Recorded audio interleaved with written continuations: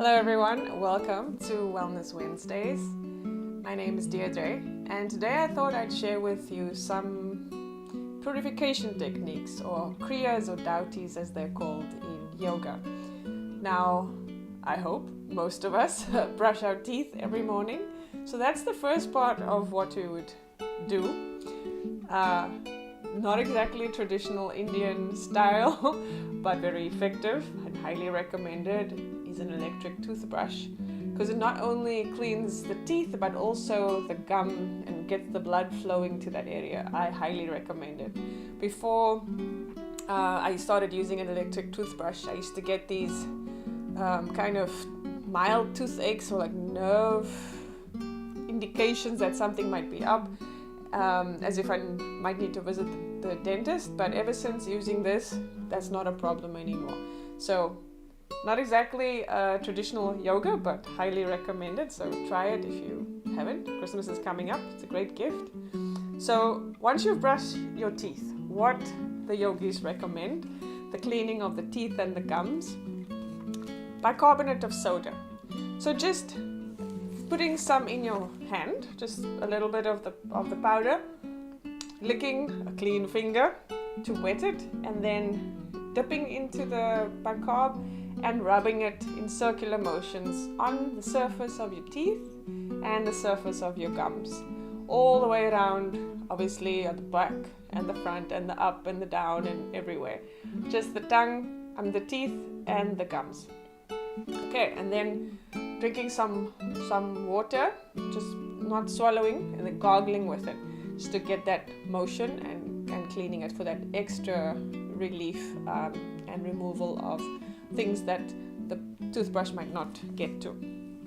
So that would be the one. The next one, while you're still busy with the mouth, is the tongue. So in India, the yogic tradition, they recommend scraping the tongue. So this is made of copper. You also get ones made of stainless steel. I think they're available at places like Discam, more common these days. And you see that it's shaped perfectly to fit into your mouth. You stick it all the way to the back of the tongue, the root of the tongue, and you scrape down in the center and on the sides. Not too many times. I'd say twice in the center, twice on the one side, and twice on the other side. And then you should be all set. So that's just to really get any excess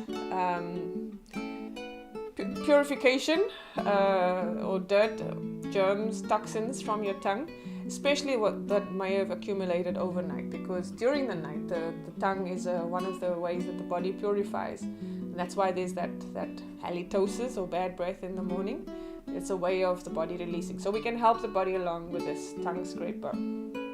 Okay, so next up we have a little cup for your eyes. You can just use the top of a cough syrup, normally that measure that you get, the little measuring cup. They work really well. So the idea is to put some cold water for this and place it around the eye and just move back and forth like this to wash the eye. So obviously you have to keep your eye open for this. It's very refreshing and very cleansing for the eye, and you'll do that on both sides.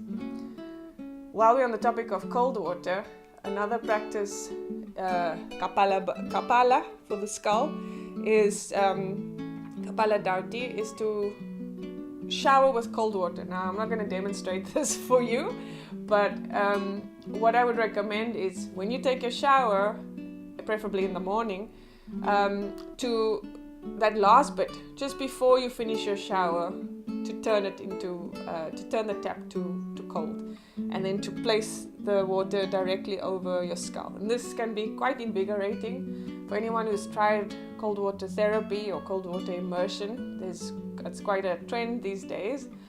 It's something that you can try as well, but this one is specifically for the skull, so the brain will also get that activation, and as a way of calming the nervous system. There's that initial activation and then that deeper relaxation that comes after that activation. And then the last one I wanted to share with you is called neti, the jala neti. It's Something that you can also find at Discam, but they don't have the plastic one. I haven't seen the plastic ones. You get ones made of porcelain.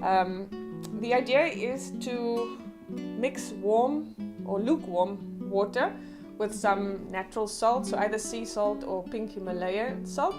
How much is really dependent on you, on your preference, on your body. So I would say start with half a teaspoon of salt to half a liter of water, and then mix that and see if that feels okay. If it burns, you're using too much, so then you just reduce it.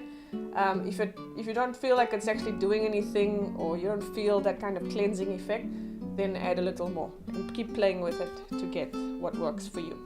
So once you have the mix, obviously clean your bottle and then pour some into this part of it, and then all you do is you go lean over the sink and you pour into the one nostril. Keep your mouth open so the breathing happens through your mouth, and you're just allowing the water to pour from one side to the other. It'll happen naturally. If your nose is blocked, of course it's not going to be able to go through, but continue anyway and see what happens. This is really good for the sinuses, for cleansing the nose of any toxins, for breathing in general. And of course you need to repeat on the other side. So just again inhaling and exhaling through the mouth, and the water is pouring through the nose. You just insert it and turn it down, leaning over like that, and let it flush out like that. So no forcing, no harsh movements.